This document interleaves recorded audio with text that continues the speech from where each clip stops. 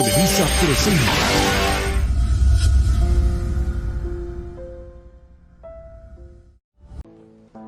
Quiero verlo, conocerlo.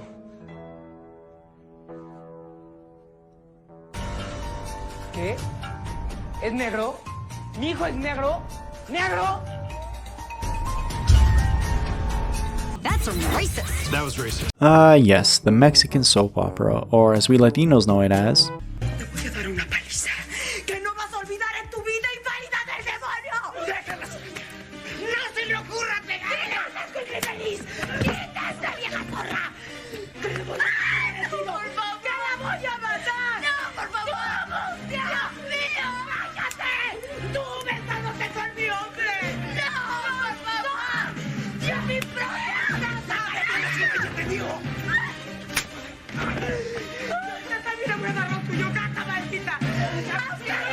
Part of being Latino is having been forced to watch at least a handful of these cinematic masterpieces. The best way I could describe what a telenovela is, telenovelas are kinda like the love child of Shakespeare and the Kardashians. They take the emotion, the passion, and art and behavior from Shakespeare and mix it around with a dash of Kardashian-style reality TV. Such an uncomfortable situation. Like, you know I'm not happy. You know I'm trying to see if it'll work out here, and I know that it's not. Boo-hoo! For you to understand telenovelas, you need to know two things. Number one, plot twists. Plot twists are part of the plot. And no, I don't mean like one or two twists. I mean maybe about 2 per episode. And considering that the average telenovela has about 80 episodes, that's at least 100 plot twists in total. There are so many plot twists that it'll make a bipolar person jealous. Imagine Kanye West with Alzheimer's. That's pretty much a telenovela. Completely unpredictable and a wee bit racist actually. Muchas felicidades. ¡Ay! Y están vestidas de princesas. Sí, abuelita, de Blancanieves. Bueno, más bien tú eres Negra Nieves, por lo morenita que eres. En cambio, mi Nikki es la Blancanieves más hermosa que he visto. ¿Por qué me dices así, abuelita? Ay, bueno, porque eres morenita, mi amor, y algo feita. Por eso eres Negra Nieves, la prima fea de la princesa hermosa Blanca. Número 2.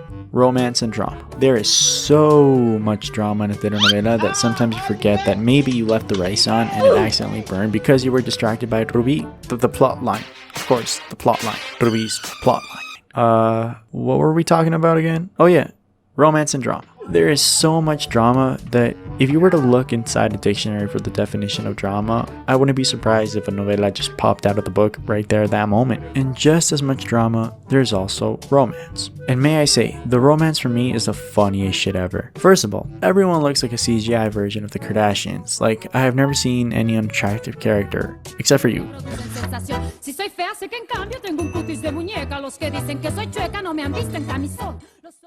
But we'll get to you soon, so hold on. Like, look at this shit. Just look at these characters and how aesthetically pleasing they all look. The symmetry is crazy. It's like an OCD person's wet dream. And you can bet your sweet candy ass that there's about 3 love triangles going on here at the same time that we as the audience don't even remember, because basically everyone has already hooked up with everyone else. And at this point, I wouldn't even be surprised if they all stripped down to their birthday suits and started bumping bellies with each other. Honestly, that wouldn't even surprise me anymore. You know something? Now that I'm talking about this, was it just me?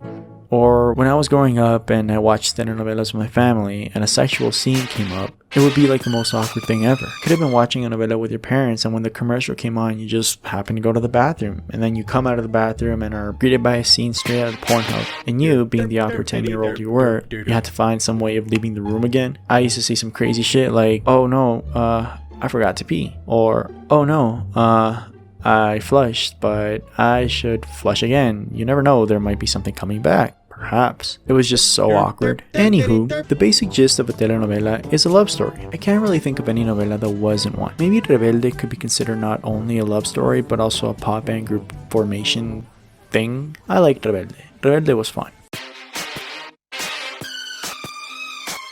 So much fun! I can't really compare it to anything I've watched in English. I guess the closest thing would be like Big Time Rush, but only if Big Time Rush was about the Beatles and there was a love story with Taylor Swift, Selena Gomez, and maybe like Mother Teresa or something. That's how big Rebelde was. But other than Rebelde, most telenovelas are love stories. Some are better than others, and some are just Latino heritage at this point. But I want to talk about one specific that I wouldn't really call it a telenovela, because technically it's more like an anthology series. You know, each episode has different characters, different plots. It's never really continuous, similar to Black Mirror, I guess you could say. And this show is actually very popular.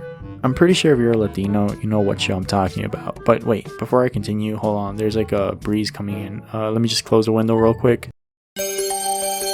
Televisa presenta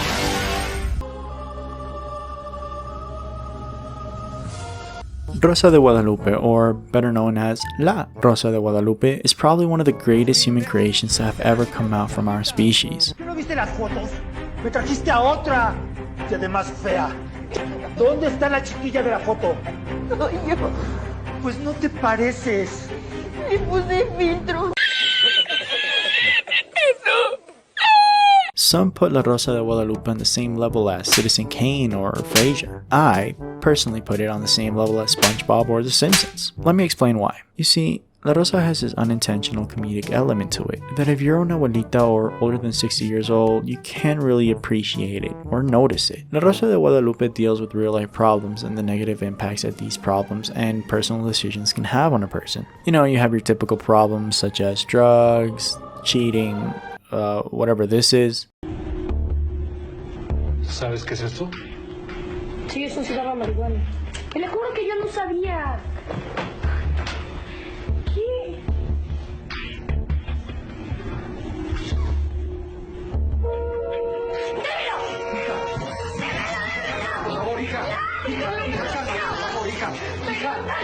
But you also have gems like this.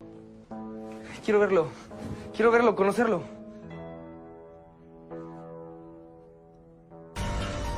¿Qué? ¿Es negro? ¿Mi hijo es negro? ¿Negro? And the latter is hysterically comedic. Now, I know it's not the same having subtitles, but basically this is a scene taken straight out of La Rosa. ¡Por un celular te estás volviendo loca! ¡Vamos a acabar con esto de una buena vez!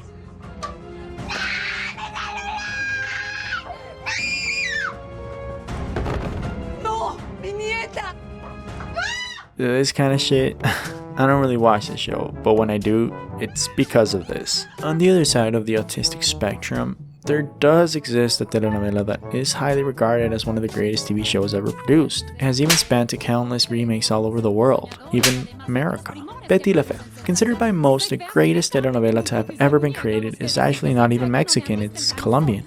And I gotta say, Colombians sure have a way to persuade. Now, unfortunately, I have never actually watched Betty la Fea, but that changes now. My journey to falling in love with Betty starts now. And when it finishes, I'll let you know. Bye.